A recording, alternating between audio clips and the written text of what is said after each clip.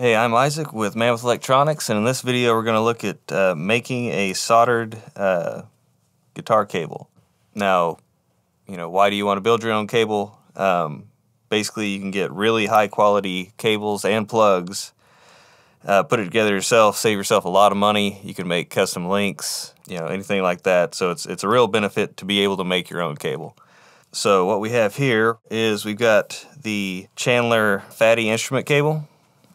We've got a G&H, just regular mono plug, and we're using some Chandler, the white style solder. You can get all this stuff at mammothelectronics.com. If you did a 10-foot cable using these, it would come up to something like $13-14, which is, a lot cheaper than most pre-made cables you get. So the tools that I have are just regular soldering iron set at about 700, and I'm just using a kind of a multi-tool here, stripper, which also has a plier action. You can't have separate pliers, or even better, if you have some helping hands or a clamp or something like that, it's a little easier to hold the cable. We're gonna do it real simple here. Here's what a normal kind of mono plug looks like. You've got the tip, the sleeve, and then you've got the signal pin, which is connected to the tip, and the ground pin, which is connected to your sleeve.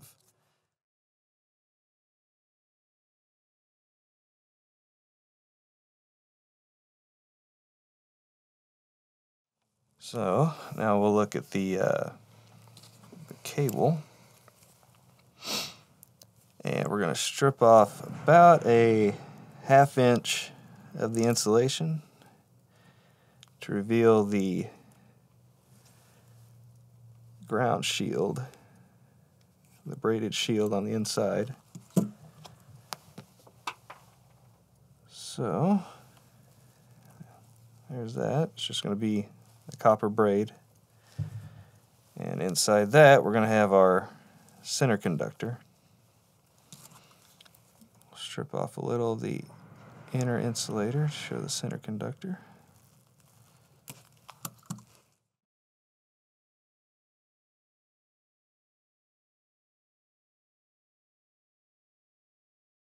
So what you want to do with the braided ground shield is twist it and make kind of a wire out of it.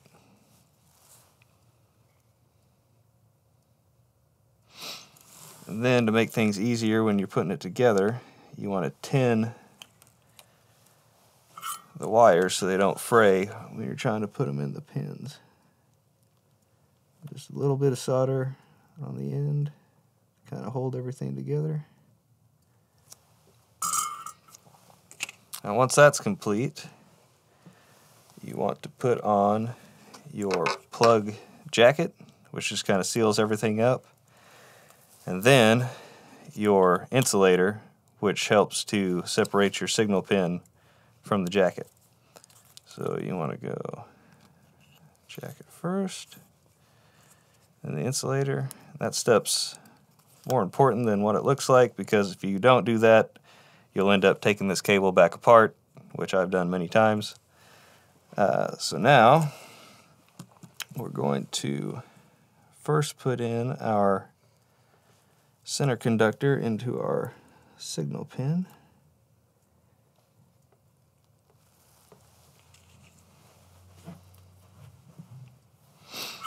And just flow some solder on there. You might have to hold it on there a little bit longer because it's a bigger piece of metal. There you go.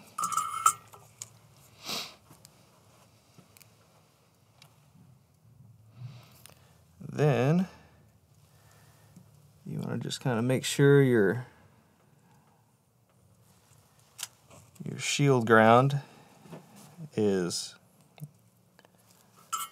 on your ground pin, and this one you might have to hold on there a little bit longer because it's even a bigger piece of metal. It'll dissipate more heat.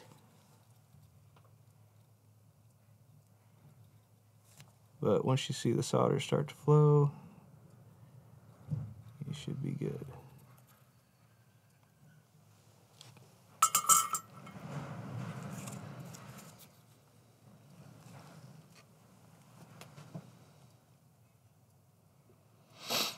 Then you just